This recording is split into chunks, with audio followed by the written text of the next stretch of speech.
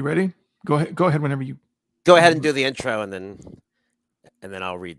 Oh yeah. Oh, I always forget about that. Okay. Why do I always forget? It's not like we've done like 20 something of these things. It's not like, Hello and welcome to another episode of the Born Too Late podcast, where me, Jay Castro, along with my friend Josh Rutledge here, we talk to musicians, label owners, writers, DJs, anyone that's making a fuss in underground music right now. Josh, who do we got on tonight? So tonight, our guest needs no introduction, but we'll give him one anyway. Because we're kind like that. Yeah, Jeff Drake was a founding member of the legendary rock and roll band, the Joneses. This band's influence on future generations of sleazy, glammy, punk rock and roll bands cannot be emphasized enough. I still consider Pillbox to be one of the greatest rock and roll songs ever written. The band's debut album, Keeping Up with the Joneses, is a stone-cold classic that has largely gone unappreciated for the last 35 years. In addition to his many years as singer-guitarist for the Joneses, Jeff was also a member of the band Amanda Jones and played in the Vice Principals with his brother Scott. Jeff Drake is the author of the book, Guilty, My Life as a Member of the Joneses, a heroin addict, a bank robber, and a federal inmate, which will be out soon on Hozak Books. It is our pleasure to welcome Jeff to the program.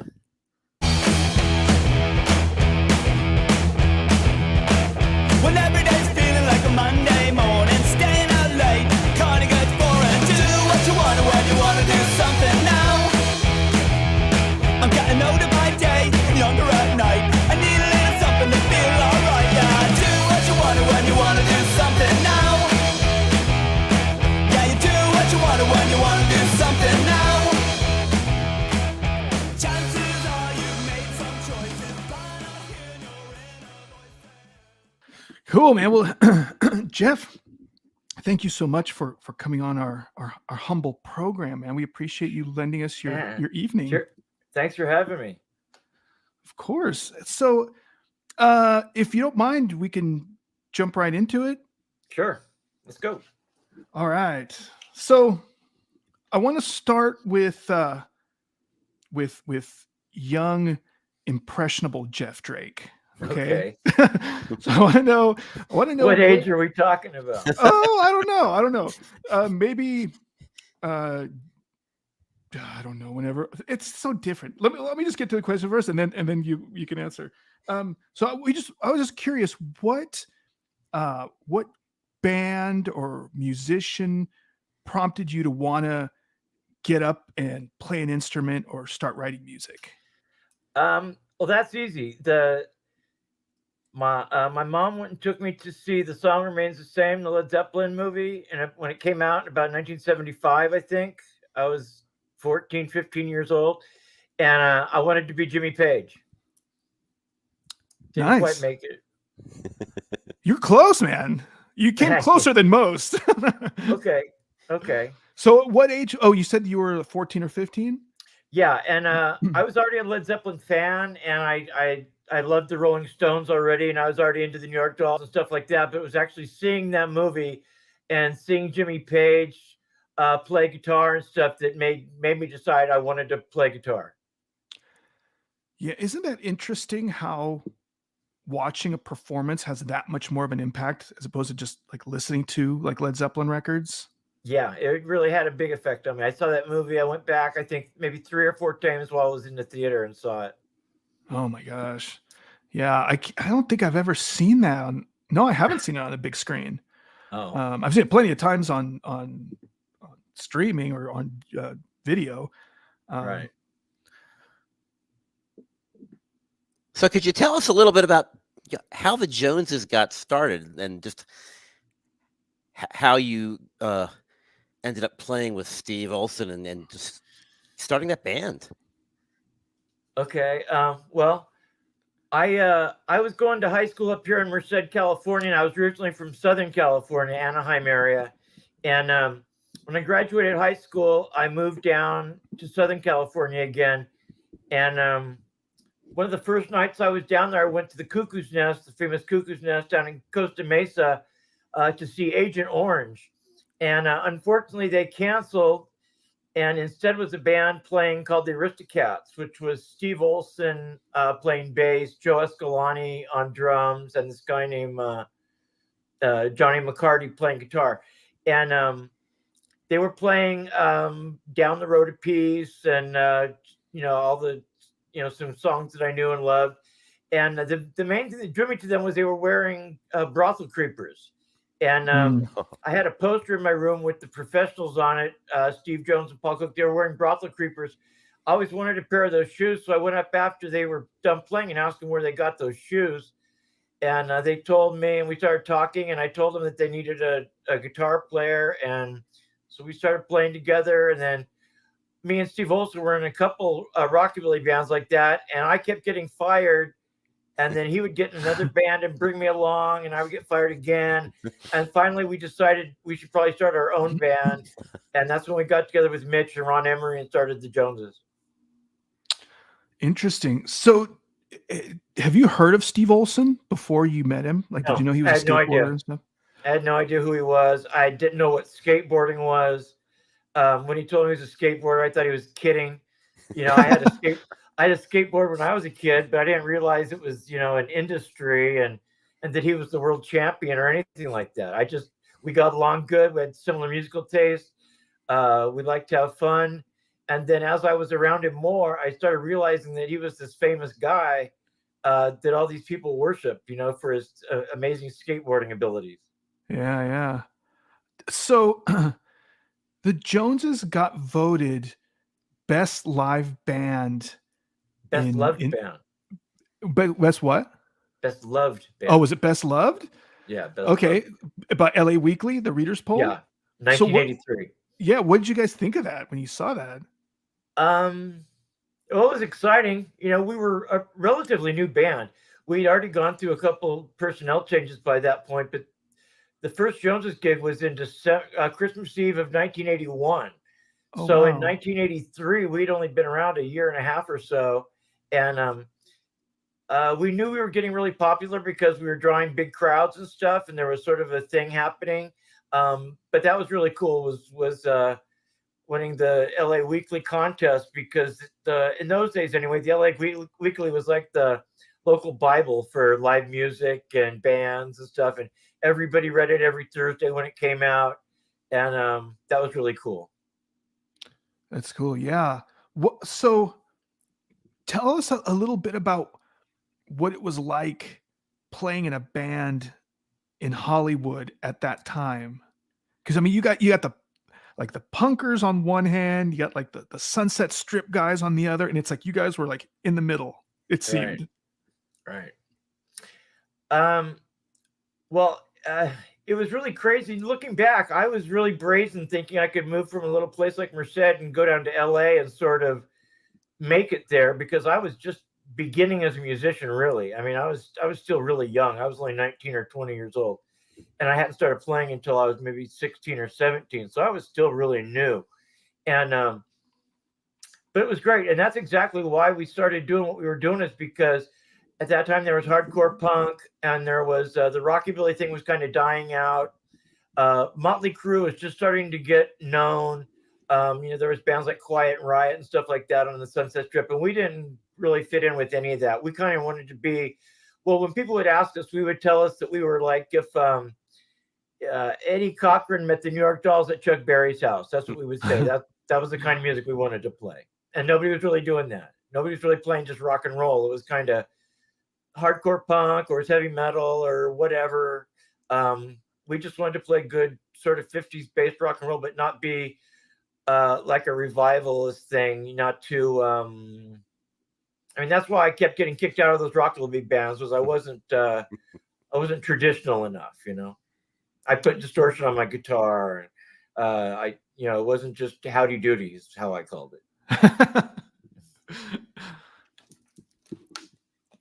So were there some other bands in Hollywood at the time that you were playing around with that you really, really liked? Yeah, there was. Especially when I moved up to LA from Orange County in after our second tour in the summer of 1983. And right about that time we started hanging out with Texano Horseheads and the Screaming Sirens, especially. Those were two bands that we played with a lot. The Red Hot Chili Peppers were just sort of coming out. They were really popular. We did some shows with them. The Dickies, the Gun Club, you know, all those bands were sort of happening in 1983, which is when we sort of went from being an Orange County band to an LA band, really, because that's where I moved there. So with all the stuff that's going on, and like you were saying, the Sunset Strip scene was kind of starting to kick up. Why? And okay, so the first time I heard the Joneses was on a compilation called Bloodstains Across California. And I'm not familiar with that one, actually. yeah, it's a weird little thing. Anyway, you guys are a type of band where if once you hear the Joneses, you instantly like the band. If you like rock and roll, you like the Joneses. You love the Joneses. Cool. My question is, why do you think you guys kind of got overlooked? Because I listen to your band and I think greatness. But like, what do you think happened? Like, why we didn't become Guns N' Roses? Is that what you yeah, mean? exactly. Because you should have. Well, thank you. Well, you know, it was weird when we first came out. Actually, the first record that we did that came out was a BYO compilation, the Better Youth Organization, called "Someone Got Their Head Kicked In Tonight," and then we did Pillbox and Graveyard Rock on that thing. And the rest of the bands were pretty hardcore punk. And the Stern brothers told us that we got more hate mail than all the rest of the bands got fan mail combined, because we didn't really fit in with that record. So that rumor's true then. Yeah, that's what they told us anyway. You know, we got really popular in LA about 1984. We had a celebrity manager, Danny Sugarman, you know, the Doors author guy, was our manager. And we were the best drawing band in town. The record companies were like, they're crawling all over each other trying to sign us. But just some bad decisions. We kind of scared them away a little bit because our lifestyle was kind of edgy. And then there were some personnel changes at the record labels, and the wrong people were in the wrong chairs at the wrong time. And we sort of got bypassed. It got to a point where a couple of years after that, 84, we still hadn't gotten signed. But the bands in town that sort of came up after us, that were sort of copying themselves after us, like Guns N' Roses and Faster Pussycat and LA Guns and bands like that, they were all getting deals and we still didn't. And part of it was because of our reputation as guys that like to party and stuff like that. And I think we were just a little too... I don't know. Our manager didn't have a very good reputation. He was sort of a drug addict, and known for that. We were just in the wrong place at the wrong time. I mean, the people loved us. We drew good crowds and had wild shows, and that was all cool. And the labels, they all came, you know, sniffing around, but I'm not sure they liked what they saw or really knew how to peg us, because we weren't heavy metal. We weren't punk rock. They weren't sure what we were. I would have to go have lunch with these guys and say, so what's up with you guys? What are you anyway? And I thought that was easy. You know, I thought, you know, Chuck Berry based punk rock. Or not punk rock, Chuck Berry based rock and roll. That's kind of what we were. But that was so different from what was happening. It was foreign to them. So I remember hearing that BYO comp and it being like a really important like influence as I was getting into punk rock and everything. But of course, your band is like one of the major bands that made an impression on me with that record. And I still think Pillbox is one of the greatest songs ever written by anyone. Oh, thanks. Thank you. So I'm just curious to hear the story about how you wrote that song and what the inspiration was. Well, I wrote that song when I was 16. It was actually like the second song I ever wrote in my life. So when people tell me, "Oh, this is great song," I feel like everything I did after that was just going downhill. You know, I sort of peaked when I was 16 years old. And I've been trying to capture that, you know, ever since. But no, I can remember where I was when I wrote that song. I was in the front room of a friend of mine's house that I was friends with in high school. I'm actually still friends with him, and I had this brilliant idea of comparing like a girl to drugs, you know, and I was 16 years old. I didn't have a lot of experience with girls or drugs at that time. So it's just a miracle that it came out as anything more than just a bunch of BS. I wish I could go back and change some of the words now that I know a little bit more about girls and drugs.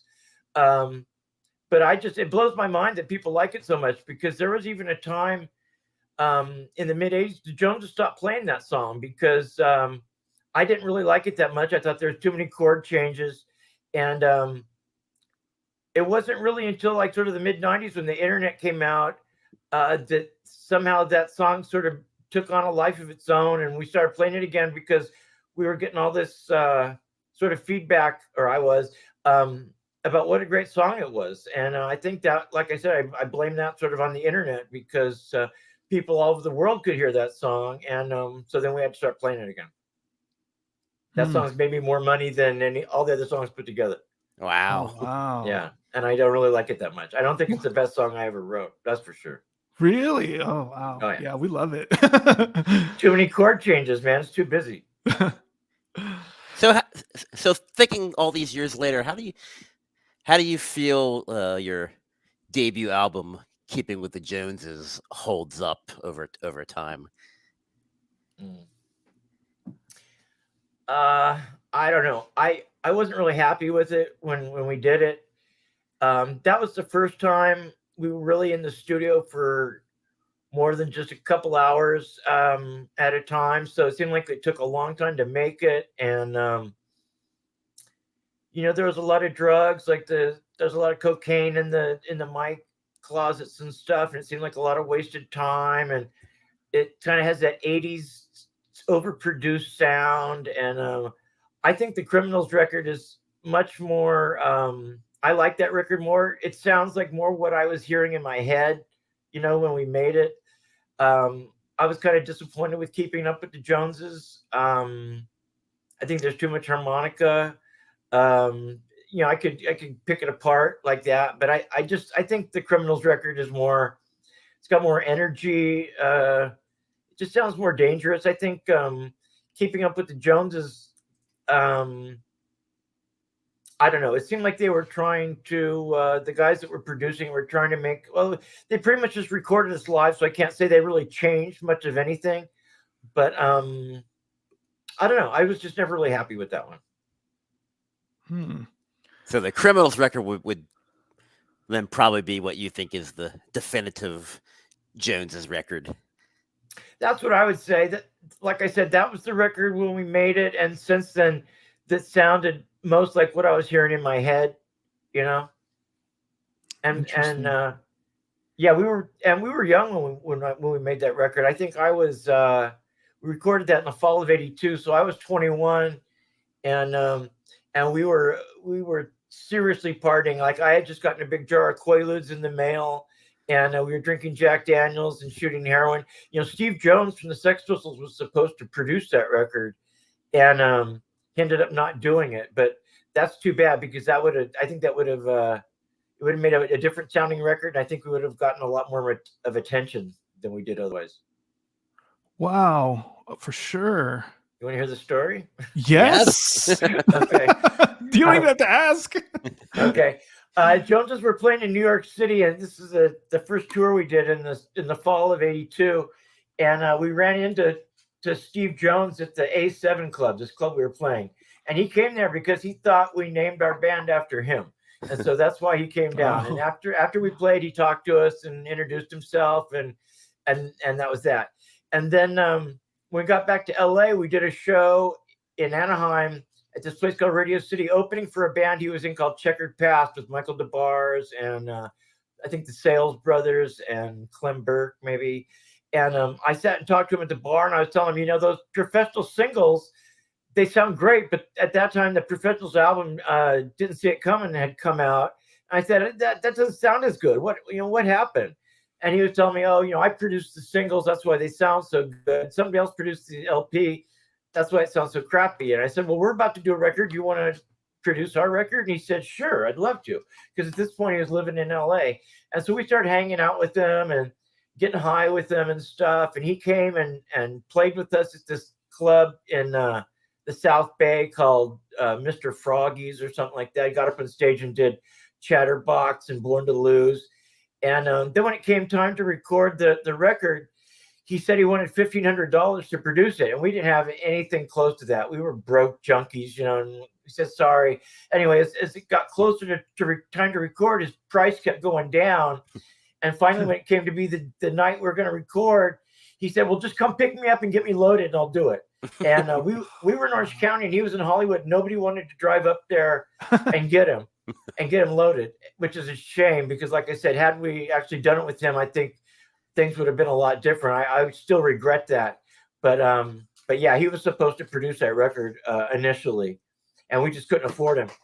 And then like I said, by the time he lowered his price to come pick me up and get me loaded, nobody really wanted to do it.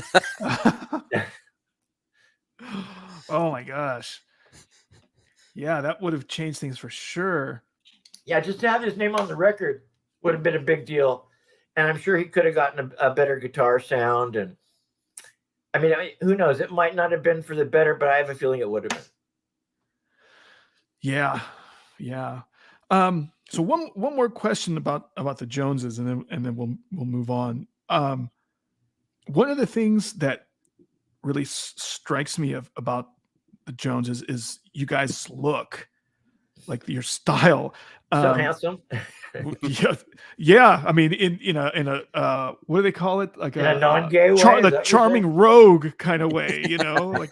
Okay. But I wanted to ask you, for you guys, how important was your style, back then? How, do you think style is important in rock and roll? I think it is important. And our style was just what we were. Like, pretty much the clothes that we wore on stage was what we were wearing during the day. I mean, it wasn't like, except for maybe Paul Mars when he was in the band, he would get dressed up a little bit, but he was just kind of a prissy guy anyway. But like when you see bands like, say, Hanoi Rocks, I remember the first time somebody gave me a Hanoi Rocks album, was at a Jones show, say, oh, you're going to love these guys. And I looked at them, I said, wow, they look really cool. But then I didn't really like the music.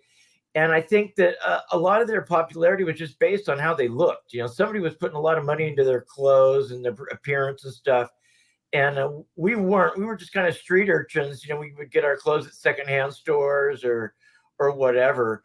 But I've always thought that your image is really important to just sort of get across what you're trying to get across. And luckily for us, is that was just how we were anyway. I've never been really good at putting on an act different from what I am anyway. Yeah. So what are your memories of playing with Amanda Jones? I love that band. Actually, that was my favorite band that I was ever in, was Amanda Jones. Wow. Better than the Joneses, better than the Vice Principals. I love writing songs and working with Mandy. She's great. She's funny. She's smart. She can sing like a bird. She's easy on the eyes. We were friends. We'd actually dated a little bit about 10 years before that, so we knew each other well. The original drummer, Sean, and the bass player, Keith, were friends of mine. It was just a great band as far as we had a good time.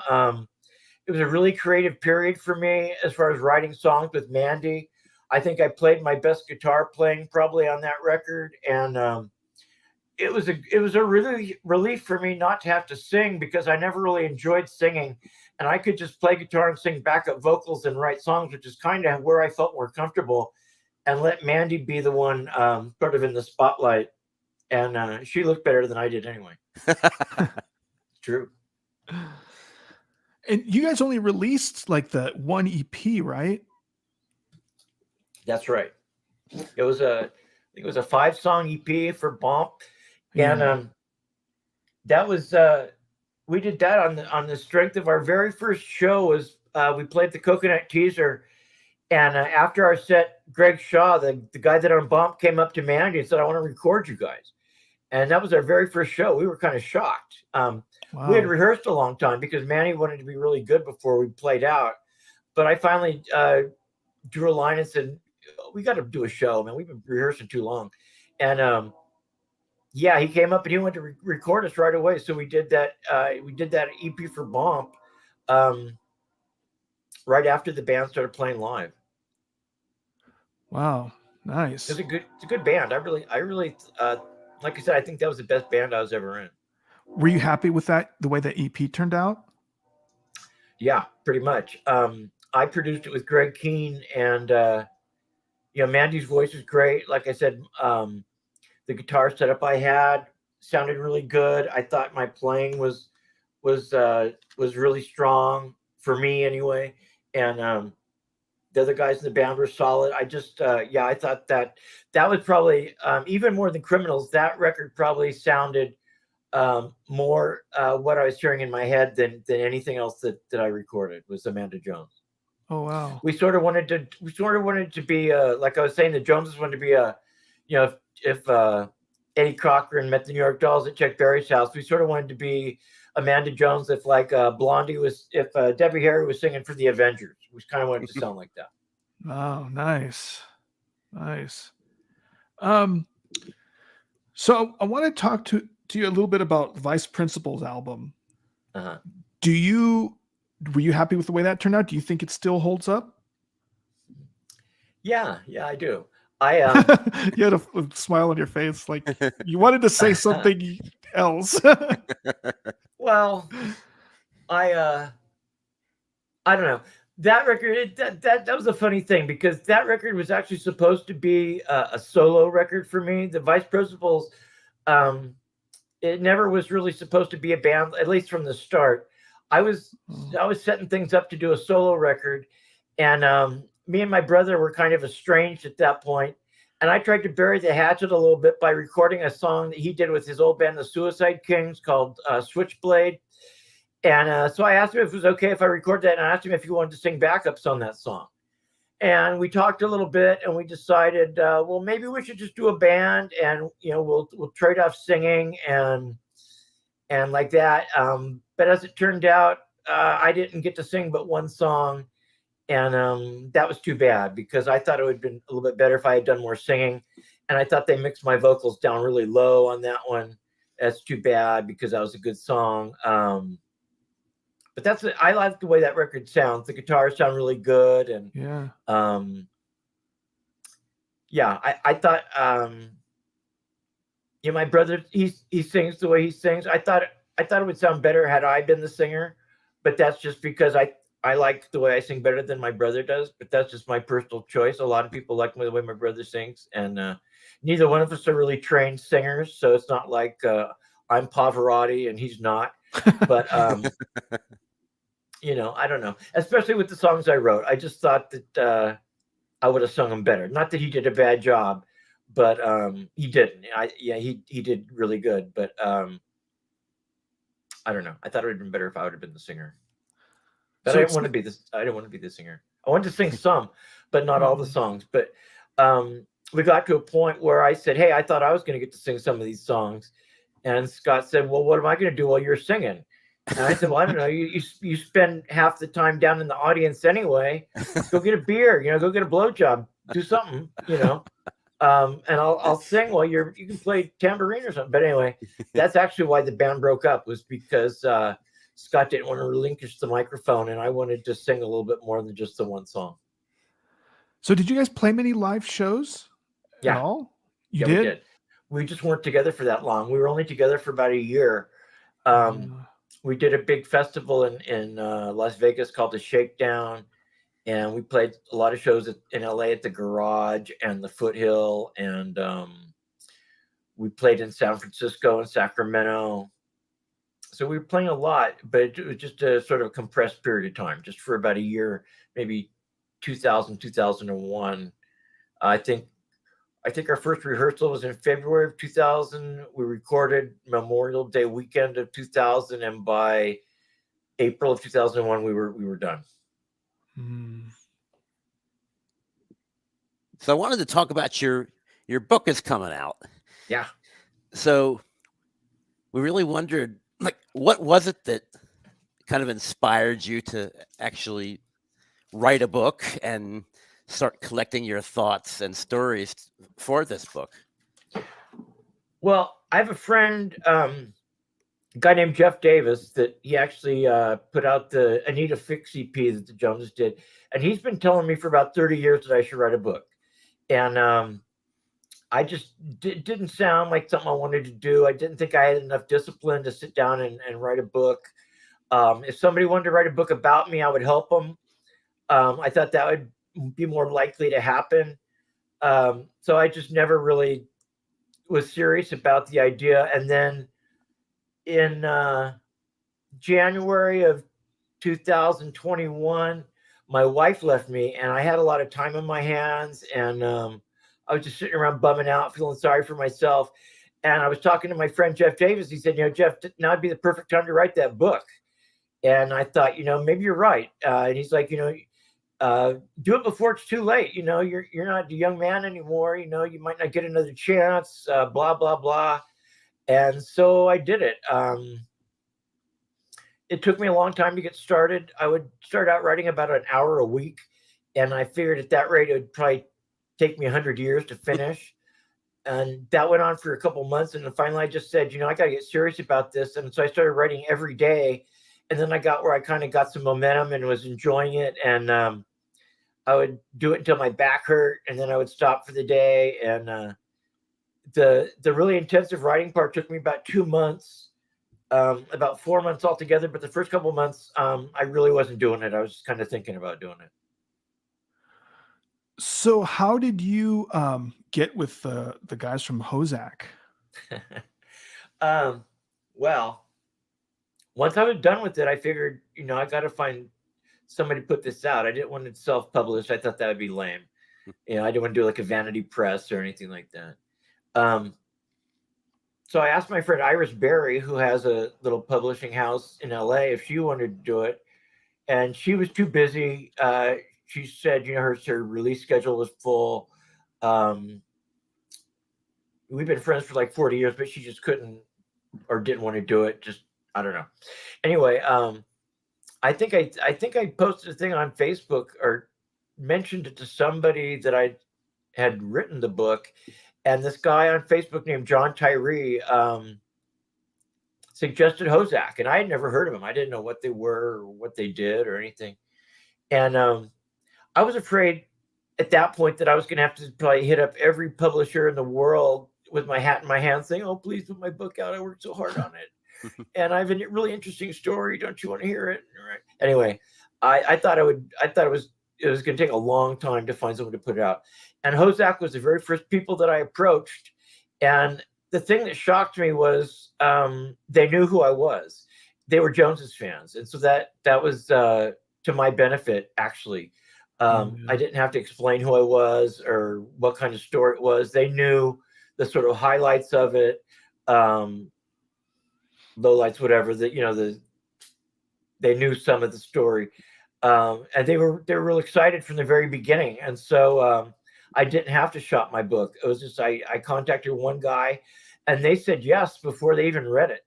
And in fact, they didn't read it until just within the last couple of weeks. I turned it into them about a year ago, but they agreed to do it sight unseen just based on my reputation, which I thought I couldn't believe it.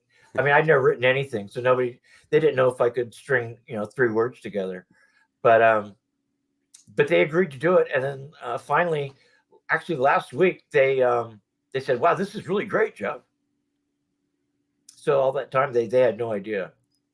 They were just going based on, I guess, a feeling they had about me. I'm not sure. Well, if they were fans, I'm sure they knew there were lots of stories in there. But like I said, they might not know if I could string 3 words together. In fact, I was really worried because when I saw their website, I noticed all the artists that they did, like Paul Collins and Mark Belford and all those guys, had written their books with another author. Like, I don't know if it was a ghostwriter but some actual author helped them with their books. And I just wrote mine by myself. And so I was worried that mine would just be crappy. And I was afraid it would be too boring. Anyway, what was the question? I just want to ask how you hooked up with the Hozak guys. Okay, yeah, how I hooked up with those. I just sent them an email. I just went to their website and had a contact us thing. I just sent them a message out of the blue, said, "Hey, I'm Jeff Drake. I wrote this book." They said, "Jeff, wow, we know all about you." I'm like, "Great." that makes it easy, cut right to the chase that way. Yeah, no kidding. So I lied. I do want to bring up the Joneses one more time. And I figured we'd talk about the Joneses a little bit. I just wanted to ask about the music being reissued. The stuff that's coming out now? Yeah. Okay. Yeah. So what can people expect from these reissues of Jones's music? Okay. Well, it's three separate releases, so it's kind of a trilogy, if you will. It's they're calling it Joneson Discography Volumes 1 through 3, and it's everything that the Joneses recorded from the beginning to the last things they recorded on the spread out over 3 albums. The first one came out in June. It's on a label called Project. Ow! My cat's scratching me. It's on a label called Projectile Platters. This guy named Nat in Orange County, and he did a really good job on the first one. Came out in, I think, June the 1st, and he said, like, in the first 2 weeks, it had done better than all 9 of his releases the previous month. So I guess it's doing really well. And Nice. volumes 2 and 3 are supposed to be out, I think, within the next week or two. And oh, wow. And so if you get those 3 records, you'll have everything that Jones has ever recorded. Everything. Not much, but yeah, there it is. It's all there. So by the time this episode airs, all of this music should be available. Yeah. I don't know how long it takes you to put your episodes together, but yeah, we're talking on July the 15th. I talked to Nat a couple days ago, and he said next week. That was last week. So I'm expecting maybe next week or the week after the volumes 2 and 3 will be available. Volume 1's been out since June the 1st. Cool. So what was the label again? It's called Projectile Platters. And he has another label called Puke and Vomit that he does mostly hardcore bands. And I guess his he's got some kind of hang up with vomiting. I don't know what Puke and Vomit and Projectile Platters. I'm not sure why. He doesn't drink or anything, so I don't get that part. But anyway, yeah, so that's what it's called. You can get it, I guess, at your local independent record store. He's got European distributors. I think he does mail order. I guess that's how you can get it. Okay. That is awesome. Well, we thought that if we were going to talk to you, we would chat a little bit about the Rolling Stones. Okay. I like the We know you like the Rolling Stones, so Rolling Stones shirt on. So we just wondered, like, if especially for the benefit maybe of some of our younger listeners who somehow missed the greatness of the Rolling Stones, if you had like a handful of desert island Rolling Stones records, or like your maybe your ultimate albums by the Stones. Well, I collect Rolling Stones bootlegs from the 70s, and I've got a bunch of those that are really good, but those are hard to come by, and they're starting to get really expensive. But my favorite musical performance of all time is the Rolling Stones doing the Chuck Berry song Let It Rock, recorded live at Leeds, I think in 1970. It was a B-side of Brown Sugar when it came out in everywhere except the United States, I think. But that's my favorite musical performance of all time. I really like when the Stones do Chuck Berry, like the songs on Get Your Yayas Out, Little Queenie, Carol. Yeah. They do a Round and Round on that new El Macombo thing that I think is really good. I like listening to the Stones live because you can hear what they're really doing. I mean, their studio records are great. I just, like most other people, I think Exiles on Main Street is probably their best record. I first heard that when my aunt got it for me for Christmas in 1974 1984, I think. So I was 13, and when that record came out, people were slagging it. I remember Lester Bangs wrote a really bad review of it. Nobody really liked that record. They said the production was muddy.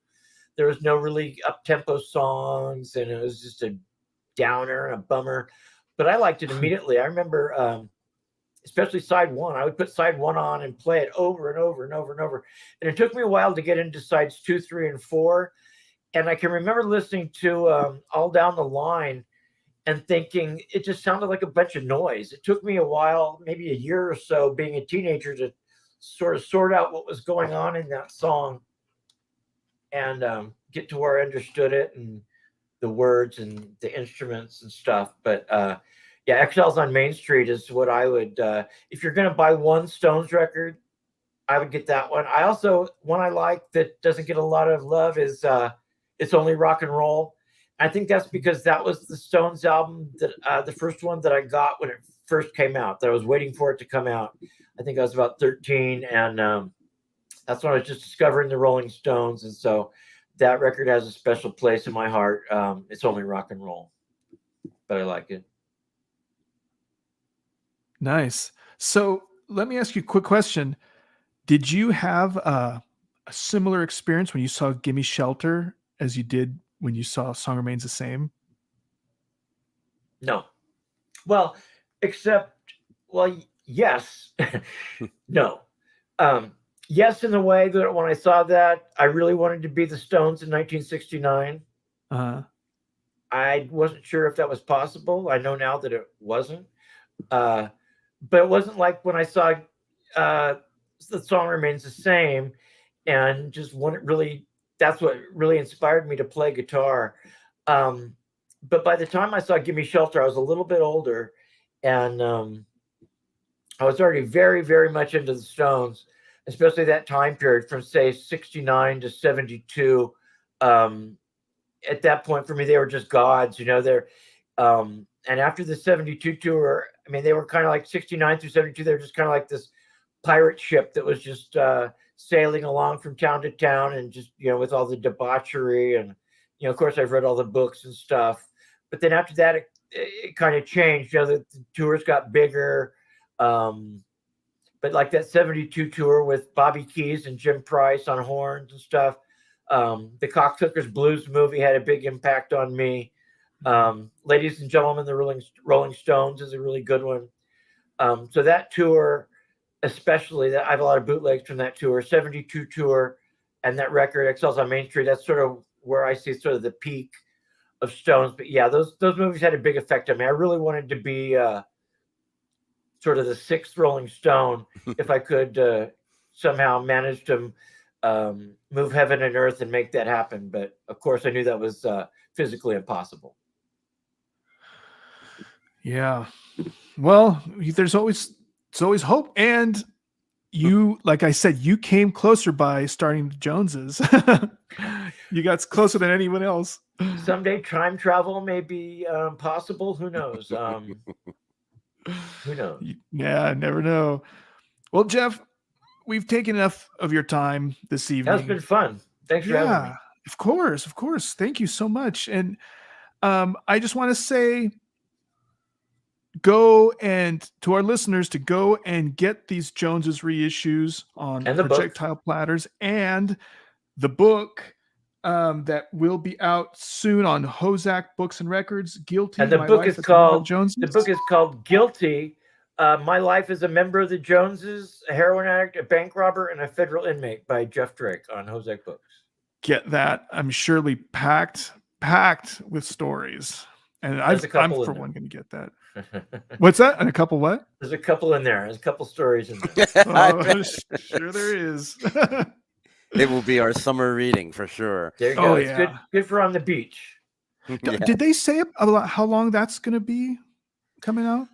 I'm expecting next month from great. From what they're saying, they're getting into the layout and stuff right now.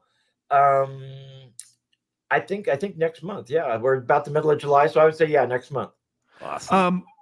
Yeah, that's fantastic. How about pictures? Are there going to be lots of pictures that haven't been out? I think I gave them about 200 pictures to put in the book. Nice. So a lot of pictures, and that's the great thing about these records that are coming out on projectile platters is there's a lot for people that have all the Joneses stuff already. There's a lot of photos, and I've written liner notes and stuff. And this guy Nat at Projectile Platters, he put a lot into it. He did a really good job, sort of making the definitive sort of Jones's archival thing. It's got everything and pictures and liner notes, and if you who played on what and where it was recorded, all the information. Oh, perfect. Well, Jeff, let me do our little goodbye spiel here, but hang out for just a second, and we can chat a little bit afterwards. I want to ask you a couple questions about Phoenix. Okay. So thank you so much to our listeners for tuning into our humble program. And if you have the means, please leave us a review or a rating on our podcast, because not only does it help our show, of course, but it helps all of the stuff that our guests do, like Jeff Drake. It helps spread the word on what they're doing. And so this is the Born Too Late podcast signing off. Bye now.